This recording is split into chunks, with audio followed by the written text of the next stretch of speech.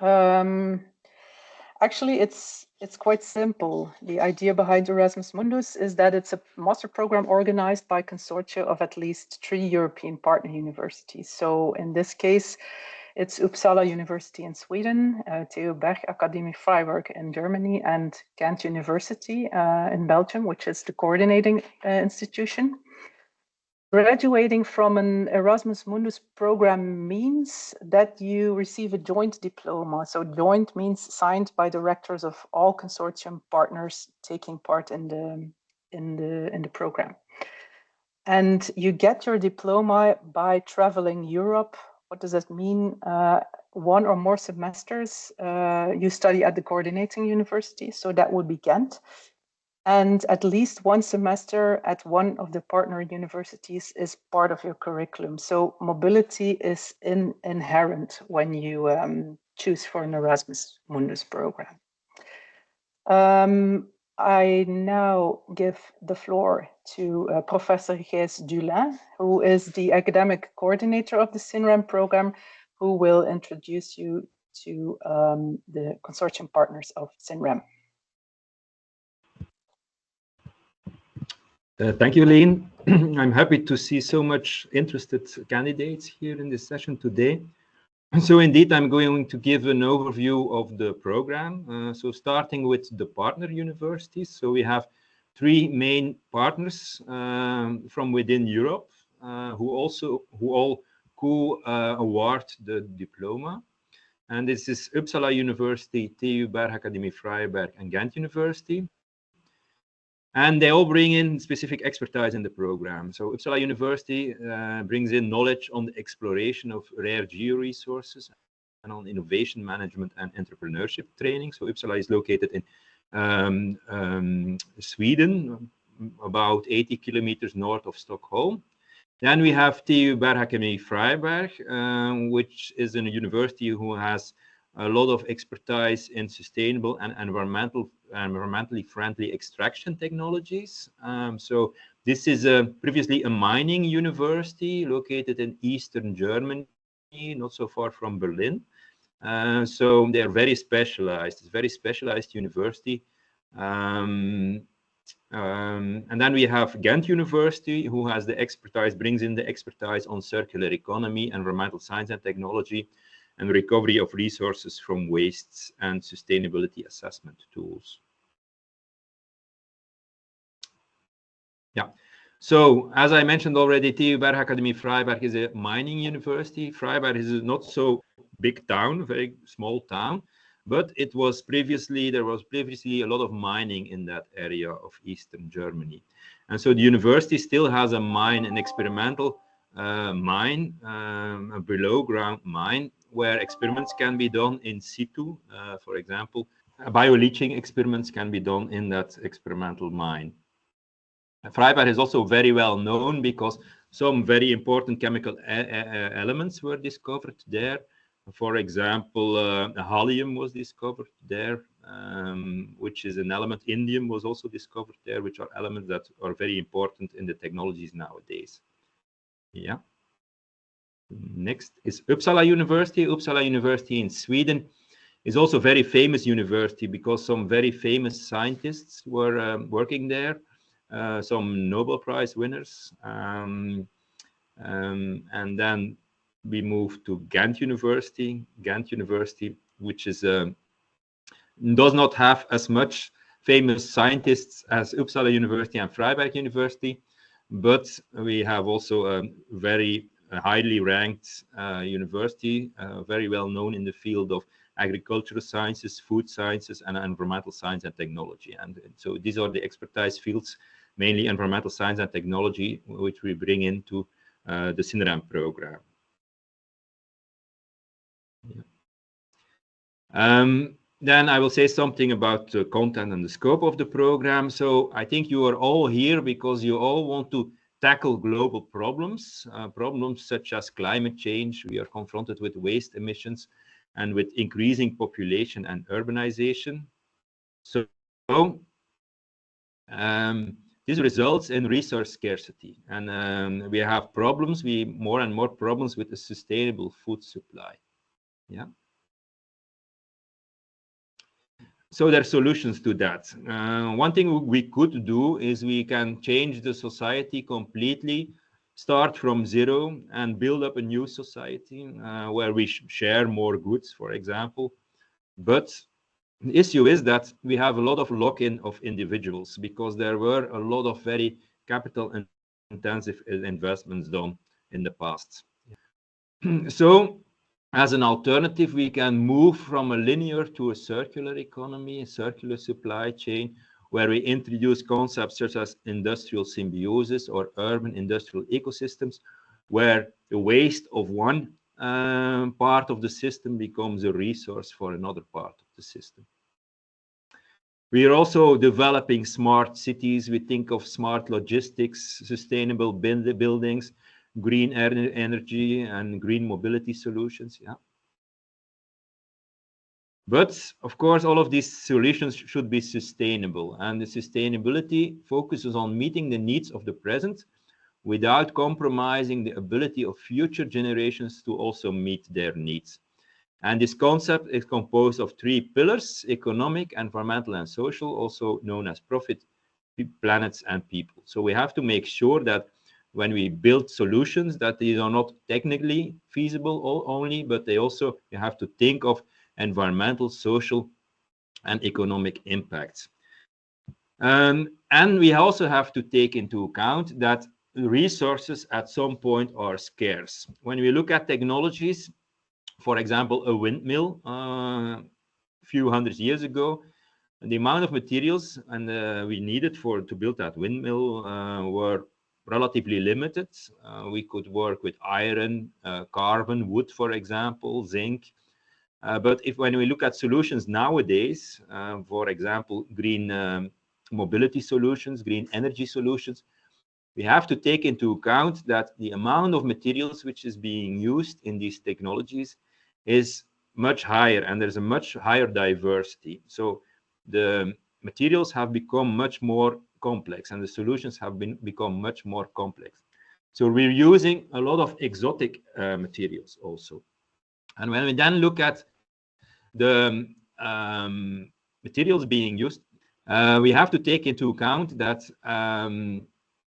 when you look at a particular world region, such as the European Union, for example, that for each of these materials, there is an economic importance, and this economic importance can be low or high.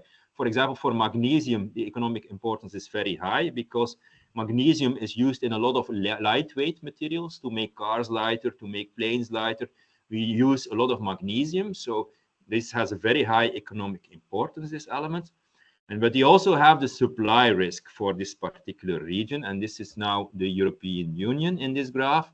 So, for example, for rare earth elements, the supply risk is very high because rare earth elements are supplied only or mainly through China, for example. And if China controls 95% of the supply of rare earth elements, then there is a very high risk. If China decides not to supply these materials anymore, then Europe is confronted, and also other world regions are confronted with a serious problem. So you always have a supply risk, which can be high or low, and economic importance can be high or low. And of course, if you combine a very high economic importance with a very high supply risk, then you have what we call critical raw materials for the European Union, but you can also do that exercise for other world regions.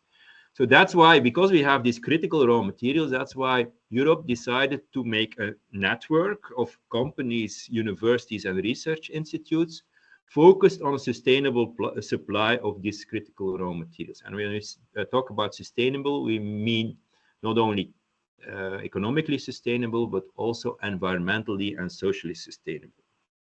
And this network is called EIT Raw Materials. And so I'm explaining this because the sinrem program is financially supported also by this EIT Raw Materials network. Yeah. So what can we do to go towards a more sustainable supply of these critical raw materials? We can explore new environments. Yeah. We can optimize processes. We can optimize extraction processes, for example. We can substitute materials. So if we have in a particular technology a material which is considered to be not so sustainable, and not sustainable can be not environmentally sustainable, not economically sustainable, or not socially sustainable, or a combination of the three. We can substitute these materials by materials which are more sustainable. And then we can also think about recycling to put the materials in the loop. So if we have e-waste, for example, we can recycle that e-waste to reuse the materials which are inside these wastes, which also reduces the waste emissions, of course. And that's how the program, sinrem program, is actually built. So you see that the program is built around this raw materials value chain, with expertise from Uppsala being brought in on exploration. Then we have expertise from Freiberg being brought in on the optimization of the processes. And then Ghent mainly brings in substitution and sustainable materials and recycling technologies. Yeah. To develop these sustainable solutions, we realize that we need to train T-shaped professionals. What does that mean? That's our graduates should have broad knowledge and skills on the entire raw materials value chain, combined with deep and specialized knowledge on and skills on particular aspects of this value chain. So a broad view combined with a specialization in a particular field. And that's what we call T-shaped graduates or professionals. This broad view or this broad knowledge is brought into the program by training the students in the first year in all aspects of the raw materials value chain. So students go to Freiberg, go to Uppsala, and go to Ghent. And in Uppsala, for example, they are trained in geo-resource exploration. In Freiberg, they are trained in sustainable processes. In Ghent, they are trained on resource recovery, sustainable materials, circular societies. And then we also have entrepreneurship in Uppsala. So this is all in the first year where we want to train or give the students this broad knowledge and skills. And then in the second year, students can decide to specialize in one of these particular fields. So they have to choose a major on exploration, a major on optimization, a major on resource recovery, recycling technologies. And so they decide to go to Ghent, to go to Freiberg, or to go to Uppsala in the second year. So the first year, students move as a cohort from Freiberg over Ghent to Uppsala, back to Freiberg, all together in the first year. In the second year, they have to choose a major where they are being further trained in one particular field, and they also do a master thesis in that particular field. Yeah. So you see that we want to achieve a multidisciplinary cooperation in a global perspective. And that's why we say that we are not a pure mining program, we are not a pure geology program, we are not a pure material sciences program, not an environmental engineering program, also not a chemical engineering program, but we want to stimulate interaction between people having these different backgrounds and learn from that interaction how we can make the entire raw materials value chain more innovative and more sustainable. So that's what we are doing in our recruitment also. We don't want to recruit only environmental engineers, but we want to have a few environmental engineers in our program. And they have to work together with geologists, with mining engineers, with material scientists to develop these sustainable solutions. Yeah. To just illustrate that we have that multidisciplinary cooperation and global perspective, on the left side in this table, you see all the various backgrounds we have recruited in the past years. So students with bachelor degrees or also sometimes master degrees in these different fields. On the right side, you see where the students came from. So you see that this is a global issue we want to tackle. So we are recruiting students from all over the world. So now quickly, how does this look like in practice? So we start with the kickoff in Ghent, and then students move for 3 weeks to a block course on Freiberg, and this is organized September, beginning of October, on chemical principles and sustainable technologies along the raw materials value chain. Then they come to Ghent for a few courses an economics course, but also a course on recycling technologies, on training in particular tools for sustainability assessment. And then after that, students move to Uppsala, where they focus on mineral exploration, innovation management, and entrepreneurship, and can follow some elective courses. So you see that we are training students first in recycling technology, then in geo-resource exploration. This is not very logical, but it's possible, and it's coming from the practical arrangements. We also, of course, have to take into account practical aspects. And then at the end of the first year, students go back to Freiberg in June, July for 6 weeks or 6-7 weeks to continue the course in Freiberg. Then in the second year, we have a mandatory internship. So all the students have to follow an internship of at least 5 weeks in the non-academic sector. It's mandatory. So this is also an asset of the program. EIT Raw Materials, this network in which we are embedded, requires that also, that every student has an internship. And then we have several majors. We are reorganizing the majors a little bit right now, but the principle is indeed that you have to choose between Ghent, Freiberg, or Uppsala for a major, and then also conduct your master thesis work in line with that major.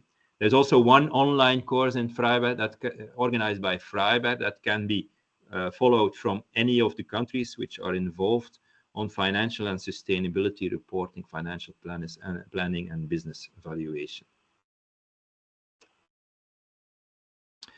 If you want to learn more on the experience of Sinrem graduates, I can recommend you to go to the Sinrem website, where there is the option also at some point to chat with some of our graduates. So there is some kind of a chat box there. This is organized by EIT Raw Materials, so you can also reach students who graduated from other EIT Raw Materials supported programs through that system.